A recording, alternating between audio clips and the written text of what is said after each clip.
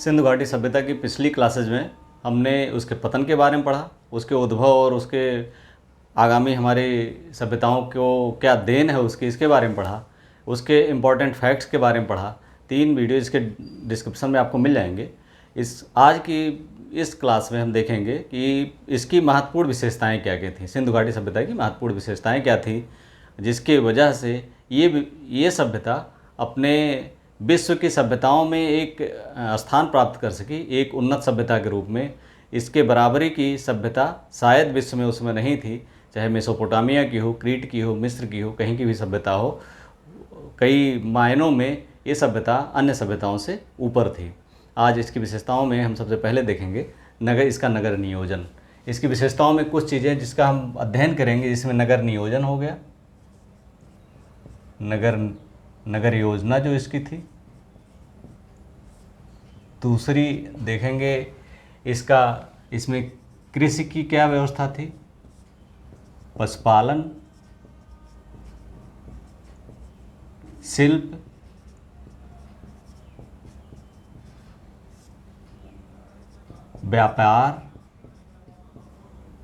व्यापार के अलावा प्रशासन, धार्मिक प्रथाएं,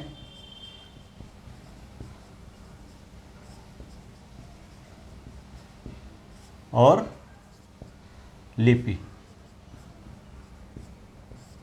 सिंधु सभ्यता ने इन क्षेत्रों में अपनी विशिष्टता के कारण एक उत्कृष्टता प्राप्त की, जो आज भी हमारे लिए आश्चर्य का विषय है। तो इसके बारे में ऐसी क्या विशेषताएं थी इसमें, इसका हम देखें, इसका हम अध्ययन करेंगे। तो सबसे पहले नगर योजना। हम जानते हैं कि जो सिंधु सभ्यता की नगर योजना थी वो एक 16 लाख से ज़्यादा वर्ग किलोमीटर में फैली हुई इस योजना की जो नगर योजना थी, ये लगभग सभी नगरों में एक समान थी। बस छोटे बड़े नगरों के अनुसार वो थोड़ी सी डिफ़र कर रही थी। उसमें जो मुख्य नगर योजना में जो मुख्य तत्व थे उसके बारे में हम देखते हैं। सबसे पहले मोहनजोदड़ो, हड़प्पा, कालीबंगा। इन तीनों नगरों को अगर हम एक आदर्श के रूप में लें, क्योंकि पिगट महोदय ने इनको जुड़वा राजधानियाँ कहा, मोहनजोदड़ो और हड़प्पा को, तो इसमें जो सबसे ज़्यादा महत्वपूर्ण चीज़ें दिखी वो है कि एक तो जाल पद्धति। नगरों की क्या थी? जाल पद्धति। जाल पद्धति मतलब नगर जो नियोजित थे वो जैसे मुख्य सड़क, ये इसको समकोण पर काटती सड़कें, इसकी लिंक रोड, फिर यहाँ से लिंक रोड जुड़ी हुई, मकान ये बने हुए थे, यहाँ मकान बने हुए थे, यहाँ मकान बने हुए थे। इस तरह से ये एक तरह से ग्रिड सिस्टम पे था, और पूरे लगभग जितनी पूरी हड़प्पाई सिस्टम था सब में लगभग ये व्यवस्था थी। और इस तरह की व्यवस्था, इस तरह की प्लानिंग आज हमारे आधुनिक नगरों में ही दिखाई पड़ती है। चंडीगढ़ जैसे शहर हैं, यहाँ पर आप देख सकते हैं। लेकिन जो पुराने नगर बसे हुए हैं हमारे यहाँ के, जितने भी पुराने शहर हैं, नगर हैं, बेतरतीब ही बसे हुए हैं। इस तरह की बेतरतीब व्यवस्था यहाँ पर नहीं थी, ये पूरा सिस्टमेटिक बसा हुआ था। इसमें 2 टीले थे जो नगर यहाँ पर स्थापित थे। जो भी जितने भी नगर थे, अधिकतर नगरों में एक तो पूरब और पश्चिम, यानी एक ये पूर्वी टीला था और ये पश्चिमी टीला था। ये दोनों, पश्चिमी टीला जो था ये महत्वपूर्ण था। ये एक तो दीवार से घिरा हुआ था, मोटी दीवारों से घिरा हुआ था। इस पे कोई कहीं कहीं दीवार पाई गई है, कहीं कहीं नहीं पाई गई है।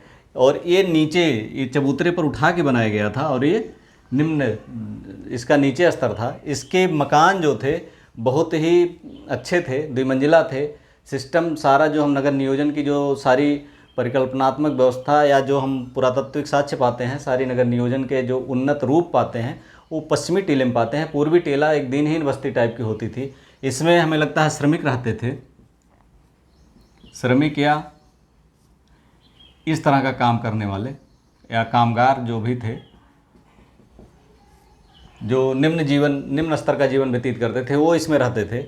और इसमें उच्च स्तर के लोग रहते थे, उच्च स्तर का जीवन व्यतीत करते थे। इन नगरों जो ग्रिड सिस्टम था यहीं पर था। हर घर में नालियाँ थी, घर के आंगन से, कमरों से नालियाँ या आंगन से नालियाँ, किचन से नालियाँ एक साथ मिलती थी और वो आ करके मेन सड़क होती थी वहाँ मान लीजिए घर है, घर से नाली निकल करके ये मेन नाली है, तो यहाँ आकर के ये सीधे इस नाली में मिलती थी। और इस पे मेन होल बने हुए थे जगह जगह पे, ताकि जो है आज भी मेन होल बने होते हैं, बीच बीच में उतर करके उसको साफ़ किया जा सकता है। इस तरह से मेन होल बने हुए थे बीच बीच में रोड, और रोड के दोनों किनारों पर नालियाँ थीं। ये लगभग जो जितने भी उन्नत नगर थे यहाँ के सब जगहों पर पाई गई हैं। दोनों बस्तियों की जो मोहनजोदड़ो है, यहाँ भी दोनों ऊपर नीचे पश्चिमी टीला पूर्वी टीला पाया गया है। कालीबंगा में, हड़प्पा में पूर्वी टीला पश्चिमी टीला पूर्वी टीला कालीबंगा में पाया गया है। लेकिन यह है कि यहाँ दोनों में अंतर ही है। कालीबंगा ये मोहनजोदड़ो में सारे नगर लगभग सब पक्की ईंटों के बने थे ये, और इस यहाँ कच्ची ईंटों का प्रयोग किया गया था। यहाँ पर पश्चिमी टीला मोहनजोदड़ो और हड़प्पा में पश्चिमी टीला किलाबंद था। इतनी मोटी दीवारों बने हुए थे कि उस पर ऊपर बुर्ज बने हुए थे। वहाँ पर सैनिक संभवतः रहते थे, जो सैनिक रखवाली करते थे। बाद में हम देखते हैं कि पुरंदर के रूप में उसका उल्लेख होता है वहाँ पर ऋग्वेद में कि दुर्ग तोड़ने वाला। तो हो सकता है कि ये इन्हीं दुर्गों को नष्ट करने वाला है, इन्हीं दुर्गों को तोड़ने की जो उनकी व्यवस्था थी, उसी कारण एक देवता के रूप में परिकल्पना की गई, क्योंकि ये बहुत कठिन होता रहा होगा ये इन दीवारों को या इन नगरों के मुख्य द्वार को क्रॉस करना बंद होने के बाद। तो ये, और कालीबंगा में पूर्वी टीला पश्चिमी टीला था, लेकिन ये पूरी बस्ती एक दीवार से घिरी हुई थी, अंदर दो टीलों में बसा हुआ था। इसी तरह से आमरी और कोटदीजी अगर हम देखें, आमरी और कोटदीजी, आमरी कोटदीजी में कोई विभाजन नहीं था बस्तियों में, दोनों सेम पश्चिमी और पूर्वी टीला नहीं था। तो इस तरह से लगभग अधिकतर बस्तियां जो है इसी पद्धति पर बसी हुई थी, कुछ एकाध अपवाद को छोड़ करके। इसके अलावा अगर हम कुछ और विशेषताओं को देखें, जो सामान्य विशेषताएं पाई गई, जैसे अन्नागार, ये मोहनजोदड़ो हड़प्पा या अन्य जगहों पर पाया गया है। इसमें इतने बड़े थे कि ऐसा लगता है कि दुर्भिक्ष के समय या विपत्ति के समय अनाज रखने के लिए ये बनाए गए थे। श्रमिक आवास भी लगभग मोहनजोदड़ो में, हड़प्पा में एक कतारों में पाए गए हैं। और चबूतरे थे, इस पर धान की मड़ाई करते थे वो लोग, और धान, उन दरारों में धान फंसे हुए थे, ओखली लकड़ी की रखी हुई थी, बीच में चबूतरे थे। चबूतरों के बीच में, जैसे चबूतरे थे, चबूतरों के बीच में ओखल थी, ओखल लकड़ी की थी, और इसमें जो है कुटाई की जाती थी मूसल से।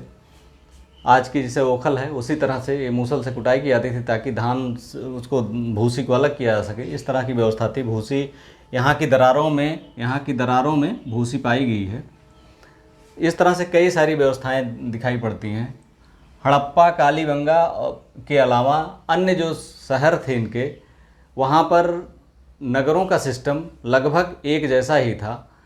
कहीं बस्ती किलेबंद थी, कहीं पर किलेबंद नहीं थी, लेकिन जो मूल विशेषता थी या मूल समानता थी वो लगभग एक जैसी थी। अब आते हैं कृषि पर। कृषि व्यवस्था यहाँ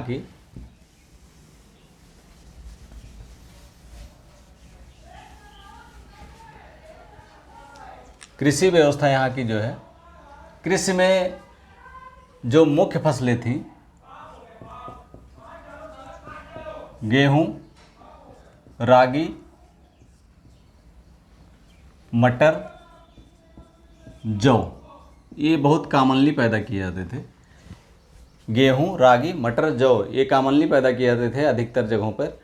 लोथल और रंगपुर में धान की साक्ष्य मिले हैं। लोथल और रंगपुर में इसके भी साक्ष्य मिले हैं।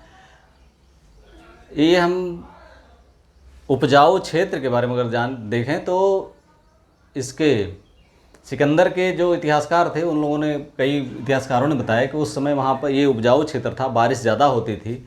तो ऐसा लगता है कि जब हड़प्पा सभ्यता यहाँ डेवलप हुई तो वर्षा यहाँ ज़्यादा होती थी और एक उपजाऊ क्षेत्रों में गिना जाता था। ये लोग हल का प्रयोग करते थे, भले हमें लगता है कि लकड़ी के हल थे, क्योंकि लोहे का ज्ञान इन लोगों को नहीं था, तो लकड़ी के हल का या लकड़ी के फाल का प्रयोग करते हुए हल का यूज करते थे। क्योंकि कालीबंगा में ये कूड़ के निशान पाए गए हैं, हल के कूड़, जो हल चलाई जाती है तो उसके जो कूड़ बन जाते हैं उसके निशान पाए गए हैं। और वहाँ पर इन कूड़ के निशानों में दो फसलों के एक साथ बोए के दो फसलों के एक साथ बोए जाने के साक्ष्य प्राप्त होते हैं। तो हम देखते हैं कि ये जो हल चलाने की पद्धति थी या इस तरह से थोड़ी बहुत जो कृषि थी, ये पूरे सब हड़प्पा क्षेत्र में फैली हुई थी। अन्नागार से पता चलता है कि अन्न उपजाने की प्रथा पूरे हड़प्पा क्षेत्र में थी, क्योंकि अन्नागार को भरने के लिए, उसकी दवाई करने के लिए अगर पर्याप्त मात्रा में अन्न नहीं होता तो ये संभव नहीं था, इतने बड़े अन्नागार रखे नहीं जाते। हाँ, ये था कि चूँकि प्रकृति पर पूरी तरह निर्भर थे, इसलिए अन्नागारों में रखने की परंपरा थी, क्योंकि किसी साल अगर बारिश कम हुई, वर्षा कम हुई, तो कम से कम इस अन्न के द्वारा भरण पोषण किया जा सके। कृषि के अलावा अगर हम अगला देखें, पशुपालन।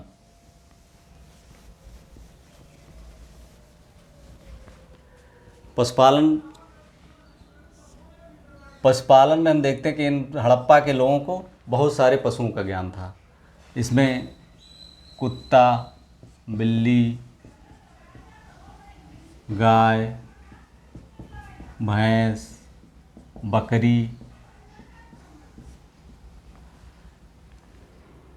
इस तरह तमाम जितने भी आज हम देखते हैं पशु, उनका ज्ञान था। व्याघ्र, पालतू तो नहीं थे, लेकिन व्याघ्र, हाथी, ये सब का ज्ञान था। हाँ, घोड़े के कम अवशेष प्राप्त होते हैं, घोड़े के कम अवशेष सुरकोटदा से प्राप्त होता है। मृण मूर्ति यहाँ से ऊपरी स्तर से सुरकोटदा से अवशेष इसका प्राप्त होता है, और इसके अलावा यहाँ से प्राप्त होता है मोहनजोदड़ो से, लोथल से इसकी मृण मूर्ति प्राप्त होती है। तो इस तरह से पशुपालन लगभग जो है प्रचलित था, बहुत व्यापक तो नहीं, लेकिन यह है कि प्रचलित था। और कृषि के साथ इसको मिला करके देखा जा सकता था, क्योंकि जीविका निर्वाह में इसकी निश्चित और वो महत्वपूर्ण भूमिका रही होगी। इसके साक्ष्य नहीं प्राप्त होते हैं कि ये मतलब किस पर्पज से ये पालते थे, दूध के लिए पालते थे या मांस के लिए पालते थे, लेकिन इनका व्यापक प्रयोग होता था। हम जानते हैं कि वृषभ वहाँ का एक श्रृंगी पशु, वृषभ, कुछ पशु वहाँ के बहुत पवित्र माने जाते थे। तो ऐसा पशुओं के प्रति प्रेम की वजह से ही ऐसा देखा जा सकता है। आगे शिल्प देखते हैं। शिल्प कौशल यहाँ पर कई स्तरों पर दिखाई पड़ता है, जैसे धातु का शिल्प, मृण मूर्तियाँ, मुद्राएं।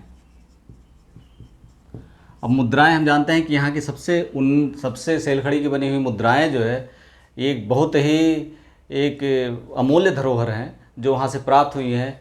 ये विभिन्न स्थानों पर प्राप्त हुई हैं।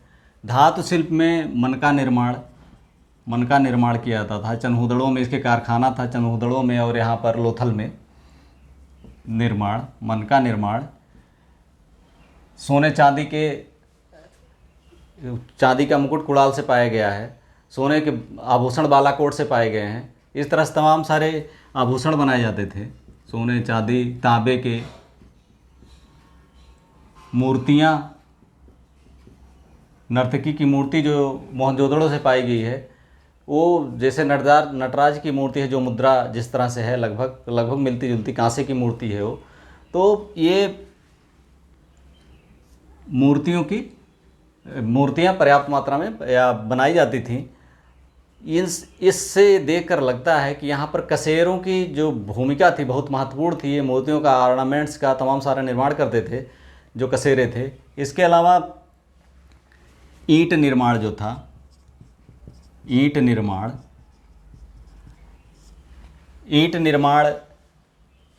भी भट्ठे व्यापक रूप से, क्योंकि पकी ईंटों के बहुत प्रयोग होते थे यहाँ पर, तो पकी ईंटों के भट्ठे बनाए जाते थे। बर्तन चाक पर बनते थे, बर्तन चाक पर बनते थे। कपड़े, सूती कपड़े जो है, सूती कपड़ों की छाप कई जगह मिली है। मोहनजोदड़ो से कई बर्तनों पर छाप मिली है, सूती कपड़े का टुकड़ा मिला है। तो इससे लगता है कि तकलियों पर, तकली से सूत बनाए जाते थे और उनका वस्त्र बनाया जाता था। तो इस तरह से बहुत सारे शिल्प वहाँ के लोगों को ज्ञात थे और इसका वो व्यापक रूप से प्रयोग करते थे। आगे देखते हैं अन्य विशेषताओं में व्यापार। व्यापार यहाँ पर दो तरह का था, एक तो आंतरिक व्यापार, आंतरिक व्यापार और बाह्य व्यापार। ये आंतरिक व्यापार में वस्तु विनिमय द्वारा, पूरा व्यापार ही लगभग वस्तु विनिमय पर होता था, चाहे आंतरिक हो चाहे बाह्य हो। आंतरिक व्यापार में हम देखते हैं, आंतरिक व्यापार जो होता था इसमें बैलगाड़ी द्वारा आसपास की जगहों पर कीमती पत्थर, धातुएं या लोकल कोई वस्तु है, अनाज, बनी हुई वस्तुएं जो सन, पटसन, इस तरह से विभिन्न सारी वस्तुएं, कपड़े, ये एक क्षेत्र से दूसरे क्षेत्र में ले जाते थे। विनिमय द्वारा उस क्षेत्र से कुछ वस्तुओं को ले आते थे। बैलगाड़ी या बैलगाड़ी जैसी कोई संरचना रही, बैलगाड़ी जैसी चीज़ें मिली होंगी, क्योंकि बैलगाड़ी के प्राप्त हुए हैं, बैलगाड़ी मिट्टी की बैलगाड़ी खिलौने के रूप में प्राप्त हुई है, तो ऐसा लगता है कि बैलगाड़ी का प्रचलन था। तो उसके द्वारा ये आंतरिक व्यापार का प्रयोग करते थे। अगर बाह्य व्यापार के देखा जाए तो बाह्य व्यापार के लिए इनको कई, एक तो बाह्य व्यापार में एक तो आंतरिक या थल व्यापार, स्थल व्यापार और जल व्यापार। स्थल मार्ग से अफ़गानिस्तान, हम जानते हैं अफ़गानिस्तान हुआ, राजस्थान की क्षेत्रीय खानें हुई, क्योंकि जो टिन, कांसा बनाने के लिए जो टिन प्राप्त होता था, वो तांबा जो प्राप्त होता था, तांबा राजस्थान की क्षेत्रीय खानों से, उनकी मेटलर्जी या उसकी अशुद्धियों के अनुसार लगता है कि वो राजस्थान की क्षेत्रीय खानों से यूज किया गया है।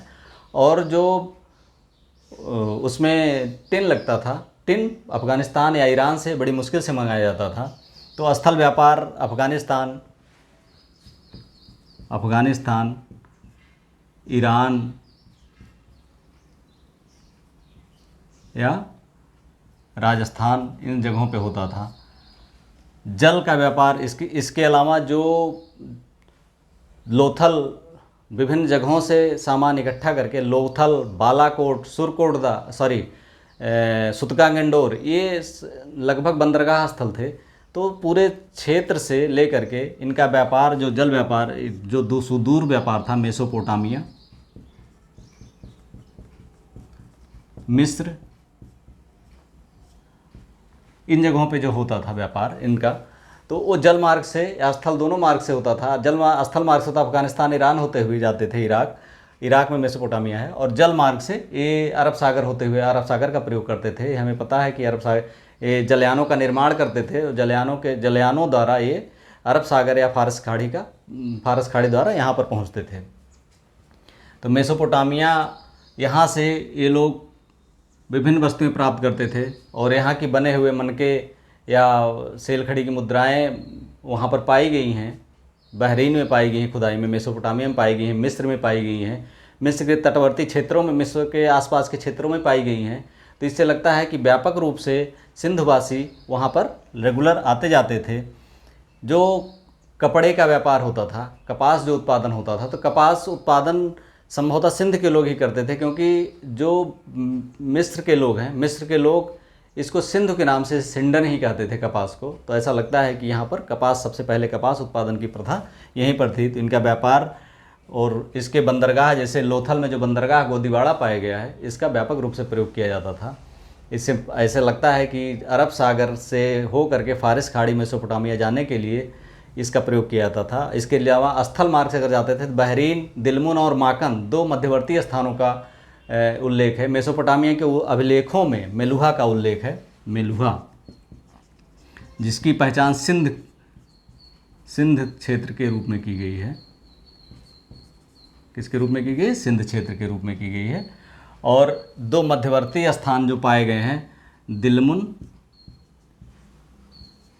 और माकन, ये जो सिंध और सिंधु और मेसोपोटामिया के बीच जो दो मध्यवर्ती स्थान थे, दिलमुन और माकन, दिलमुन की पहचान बहरीन के रूप में की गई है। यहाँ पर अभी भी बहुत सारी कब्रें खुदाई का इंतजार कर रही हैं और यहाँ से बहुत सारे वस्तुएं मेसोपोटामिया और सिंधु क्षेत्र या हड़प्पा सभ्यता की बहुत सारी चीज़ें पाई गई हैं। तो ये मध्यवर्ती बंदरगाह के रूप में काम करते थे। तो इस तरह से हम देखते हैं कि यहाँ का ब्याह व्यापार एक तरह से कह सकते हैं कृषि गौड़ था, व्यापारिक जो प्रधानता थी यहाँ के उन्नत होने में या यहाँ की व्यवस्था के, नगरीकरण के, यहाँ के लोगों के जीवन स्तर को ऊंचा करने में जिस व्यवस्था की सबसे ज़्यादा भूमिका थी वो था व्यापार आंतरिक और बाह्य दोनों, विशेषकर बाह्य व्यापार के द्वारा इनकी गत्यात्मकता अत्यंत थी और ये एक समृद्ध सभ्यता को रूप में अपने आप को परिवर्तित कर सके। अगली जो विशेषता इनकी हम देखते हैं, प्रशासन में क्या विशेषता थी, प्रशासन इनका कैसे था। तो हम जानते हैं कि प्रशासन के बारे में अभी तक सिंधु की लिपि पढ़ी नहीं जा सकी है, तो इसलिए प्रशासन के बारे में स्पष्ट रूप से नहीं कहा जा सकता। लेकिन एक चीज़ हम जानते हैं कि सिंधु के पूरे क्षेत्र में एक रूपता पाई जाती है। कहीं न कहीं सारे जो नगर हैं, इनके जितनी भी बस्तियां मिली हैं उत्खनन में, लगभग इनकी जो संरचना है वो एक जैसी है। इनके बाट जो है 16 के गुणक में है, 16 के गुणक में है और ये 16 के गुणक आज भी अभी हाल तक जो है 1 रुपये 16 आने का होता था। लोग अभी बचपन में हम लोग भी सुनते थे कि 16 आने, 32 आने, तो इस तरह 16 के गुणक में पैमाना होता था, आज तक चला रहा। तो एक रूपता ये थी। बर्तनों में एक रूपता थी, जो पार्ट्स बनते थे बर्तनों में एक रूपता थी। सेल मुद्राओं में, मृण मुद्राओं में इनमें एक रूपता थी। नगर नियोजन में एक रूपता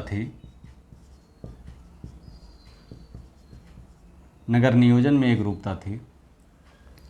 तो ये एक रूपता बिना किसी केंद्रीय व्यवस्था के संभव है नहीं है, निश्चित तौर पे संभव नहीं, क्योंकि जब तक केंद्रीय व्यवस्था एक सारे क्षेत्र को बांधने वाली एक व्यवस्था ना हो तो संभव नहीं है, चाहे वो ढीली ढाली व्यवस्था रही हो। लेकिन एक दूसरे से इतना प्रशासनिक इतना नियंत्रण था कि सारे सिस्टम जो है एक ही तरह काम कर रहे थे। हर जगह का सिस्टम एक ही जैसा है। व्यापार वाणिज्य और एक दूसरे से लेन देन जो होता था वो एक नियंत्रित पद्धति से होता रहा होगा। इसी कारण से यहाँ पर एक रूपता पाई गई है। क्योंकि अगर हम 16 गुणक बांट कर यूज करते हैं हड़प्पा के लोग या मोहनजोदड़ो के लोग, और लोथल में मांडा में 16 का गुणक नहीं यूज करते हैं, तो एक दूसरे का विनिमय संभव नहीं था। इसी तरह से अन्य चीज़ों का प्रयोग, वहाँ के लोग अगर बैलगाड़ी के पता नहीं होता, बैलगाड़ी नहीं जानते, यहाँ के लोग बैलगाड़ी से यूज करते हैं, तो एक दूसरे से विनिमय भी संभव नहीं था। एक ही लोग नहीं जाते हैं, एक शहर से दूसरे शहर के लोग हमेशा एक दूसरे आते जाते हैं, जैसे छोटे शहर से बड़े शहर में गए, बड़े शहर से छोटे शहर में आए। तो इस तरह से एक तरह से नियंत्रण पद्धति थी। और ये प्रशासनिक कम हमें लगता है कि ये व्यापारिक नियंत्रण ज़्यादा था। व्यापारिक नियंत्रण इस तरह से कुछ ज़्यादा रहा होगा, क्योंकि मंदिर यहाँ नहीं पाए गए हैं। हम जानते हैं मंदिर नहीं पाए गए हैं, तो इसलिए पुरोहित वर्ग का प्रभुत्व नहीं था, या ऐसा धार्मिक नियंत्रण नहीं रहा होगा। और ना ही कोई राजा जैसी कोई सिस्टम, अभी चूँकि मूर्ति से पता नहीं, राजा जैसा सिस्टम भी नहीं था। लेकिन व्यापारिक नियंत्रण या ढीला ढाला राजसंघ हो सकता है कि राज्य जैसी व्यवस्था रही हो लेकिन वो व्यापारिक रही हो। तो इस तरह की व्यवस्था हो सकती है यहाँ के प्रशासन में। अगला हम देखते हैं यहाँ की धार्मिक प्रथाएं क्या थीं। धार्मिक प्रथाएं जो पूजा पाठ थे, पूजा पाठ यहाँ पर हम जानते हैं कि किसकी पूजा करते थे, देवताओं, देवी, मातृदेवी की। सबसे महत्वपूर्ण जो साक्ष्य मिला है मातृदेवी, इसको उर्वरता की देवी, या जिस तरह से मातृदेवी चूँकि जो उत्पादन सिस्टम था इसी से जुड़ा हुआ था, मातृदेवी से माताएं जो है, माताओं के द्वारा वंश वृद्धि होती थी। और कृषि में उत्पादन जो होता था वो उत्पादन भी इसी से जोड़ करके मातृदेवी एक ऐसी मूर्ति मिली है जिसमें मातृदेवी जैसी कल्पना की गई है, जिसमें स्त्री के पैर ऊपर हैं, फैले हुए हैं, और गर्भ से एक पौधा निकलता हुआ दिखाया गया है। इस तरह से एक मातृदेवी की कल्पना की गई है। हम जानते हैं कि वहाँ पर मेसोपोटामिया में, मिस्र में नील नदी की देवी आइसिस की पूजा की जाती थी। वो मातृदेवी के रूप में उसकी कल्पना की गई है। यहाँ भी मातृदेवी के रूप में की गई है। हालांकि वहाँ पर मातृसत्तात्मक व्यवस्था थी, लेकिन यहाँ पर मातृसत्तात्मक थी कि नहीं थी ये हमें नहीं पता है, लेकिन मातृदेवी की पूजा निश्चित तौर पर की जाती थी। इसके अलावा जो लिंग पूजा, बहुत सारे लिंग, शिवलिंग जैसी आकृतियाँ मिली हैं, तो इससे लगता है कि शिवलिंग पूजा तब भी प्रचलित थी और वो व्यापक रूप से आज भी हमारे समाज में प्रचलित है। लिंग पूजा के अलावा जो पशुपति शिव की जैसी एक 3 सींग वाले पुरुष, बैठे हुए पुरुष हैं, उनके दाएं बाएं चीता, गैंडा, भैंसा, हाथी, ये 4 पैरों में हिरण, 2 हिरण हैं। तो इस तरह से पशुपति या शिव की मूर्ति का आभास कराते हैं। तो ये जो शैव संप्रदाय है, इससे हम जोड़ सकते हैं या शिव की पूजा से जोड़ सकते हैं। इसके अलावा जो यज्ञ पद्धति है, यज्ञ पद्धति हो सकता है संभवतः कि कालीबंगा में कहाँ पाए यज्ञ, कालीबंगा और लोथल में यज्ञ वेदियाँ पाई गई हैं। तो इससे ऐसा लगता है कि बहुत जटिल प्रणाली तो नहीं, लेकिन अग्नि में आहुति या अग्नि इस तरह से यज्ञ सिस्टम थोड़ा सा रहा होगा। अंत्येष्ट क्रियाएं जो यहाँ की होती थी, अंत्येष्ट क्रियाओं में दोनों प्रथा, कहीं कहीं दफनाने की है, जलाने की भी प्रथा रही होगी, लेकिन यह है कि कब्रिस्तान जो पाए गए हैं लोथल में, युग्म समाधान लोथल में पाया गया है, कालीबंगा में कब्रिस्तान पाया गया है, और यहाँ पर देवदार के ताबूत में समाधान R37 कब्रिस्तान है जो हड़प्पा में है। तो दफनाने की प्रथा व्यापक रूप से प्रचलित थी। कहीं कहीं कलश समाधान भी पाया गया है। तो इस तरह से अंत्येष्ट में एक समानता नहीं थी, लगभग दफनाने की प्रथा के साथ 1-2 प्रथाएं और प्रचलित थीं। दफनाने के अलावा जो पूजा करने में है, पीपल के वृक्ष की पूजा लोग करते थे। पीपल का वृक्ष जो है, क्योंकि एक मिनट मुद्रा पर पीपल के वृक्ष के पीछे देवताओं को चित्रित करते हुए दिखाया गया है, तो ऐसा लगता है कि पीपल का वृक्ष पूजा जाता था और आज भी पीपल का वृक्ष उसी श्रद्धा और भक्ति के साथ पूजा जाता है, जिस श्रद्धा भक्ति के साथ संभवतः उस समय पूजा जाता था। पीपल के वृक्ष के अलावा एक श्रृंगी पशु, ऐसा लगता है कई बहुत सारी मूर्तियों पर एक श्रृंगी पशु जो है पाया गया है, जो वहाँ का पवित्र पशु रहा होगा और उसकी व्यापक रूप से, चाहे वो काल्पनिक ही रहा हो, लेकिन ये व्यापक रूप से उसकी पूजा की जाती है। पशु के अलावा वृषभ की पूजा, वृषभ जो है पवित्र पशु था। आज भी जो नंदी बैल है उसको देख करके जो धार्मिक पुरुष है वो रास्ता दे देते हैं। तो धार्मिक वृषभ जो है उस समय भी ये प्रचलित पूज्य था। इस तरह से धार्मिक प्रथाएं, ये धार्मिक प्रथाओं की विशेषता थी। लेकिन यहाँ पर कोई भी मंदिर नहीं पाया गया, जैसे मेसोपोटामिया मिस्र के जैसे यहाँ पर कोई मंदिर नहीं पाया गया है। हालांकि स्नानागार और पुरोहितावास जैसी कल्पनाएं की गई हैं। बृहद स्नानागार मोहनजोदड़ो में पाया गया है, जिससे धार्मिक अनुष्ठानों के समय नहाने की व्यवस्था होती थी। लेकिन इस तरह की कोई धार्मिक मंदिर जिसमें पूजा जैसी कोई संकल्पना या पूजा जैसा कोई कृत्य करते हुए कोई साक्ष्य नहीं मिला है। तो इससे लगता है कि ये जो व्यवस्था थी वो व्यक्तिगत या इस तरह से एक सामान्य व्यवस्था थी जो प्रकृति की शक्तियों से प्रेरित होकर के हड़प्पावासी करते थे। अब धार्मिक प्रथाओं के बाद लिपि हम जानते हैं कि लिपि 400, यहाँ पर 400 अक्षर मिले हैं, 400 लिपि मिली है, 400 पिक्टोग्राफ कह सकते हैं, लेख चित्रात्मक है ये, 400 अक्षर लेख चित्रात्मक है ये। कहने का अर्थ ये है कि इनको कोई चीज़ देख करके एक चित्र बना दीजिए तो उस तरह की व्यवस्था जान पड़ती है, क्योंकि अभी तक इसको पढ़ा नहीं जा सका है। अगर पढ़ा गया होता तो बहुत सारी गुत्थी हड़प्पा सभ्यता की सुलझ सकती थी। इस तरह के लेख मेसोपोटामियाई लेखों में या मिस्र के लेखों में कोई दुभाषिक लेख भी नहीं प्राप्त हुआ है जिससे इसकी हम पुष्टि कर सकें। और इसको, हालांकि लेखयुक्त सिक्के हड़प्पा के वहाँ प्राप्त हुए हैं, लेकिन द्विभाषिक लेख कोई भी नहीं प्राप्त हुआ है। इससे हम नहीं जान सकते हैं। मेसोपोटामिया में जो है 900 अक्षर हैं और 900 अक्षरों में इसकी कोई समानता नहीं दिखाई पड़ती है। तो इसका पता अभी भी वैज्ञानिक या भाषाविद लगाने में असमर्थ हैं और नहीं पढ़ पाए हैं कि किस तरह की व्यवस्था है। ये व्यवस्था लेख चित्रात्मक थी और पूरे अभी तक मृद मुद्राओं पर ही पाई गई है। ये जो मुद्राएं अंकित थी उसी पर ये अंकित रहते थे। इन्हीं को इकट्ठा करके 400 अक्षर जो प्राप्त हुए हैं, अभी भी वैज्ञानिक इसके प्रयास में हैं। वीडियो आपको कैसा लगा? अच्छा लगा हो तो like, subscribe and share. Thank you.